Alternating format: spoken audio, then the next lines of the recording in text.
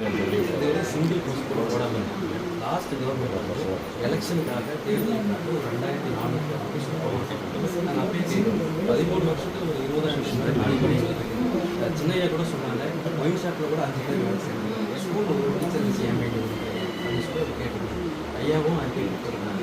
இவங்க வெயிட் பண்ணிக்கிறோம்.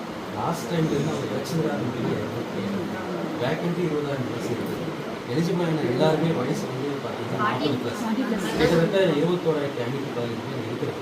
19,000 பேர் பெண் ஆசிரியர் தான். கிட்டத்தட்ட 50 வயசு கடந்தவங்க மட்டும் 2,500 பேர் தமிழ்நாடு குழந்தையா இருக்கும்போது நாங்கள் படித்தது. இப்போ வந்து எங்கள் போய் காலேஜ் போயிட்டாங்க. வீட்லேயும் சரி வெளியும் சரி ஒரு ரெஸ்பான்ஸே இல்லை. நாங்கள் டீச்சிங் கிளியர் பண்ணி என்னோட தேர்வும் பாஸ் பண்ணிட்டோம்.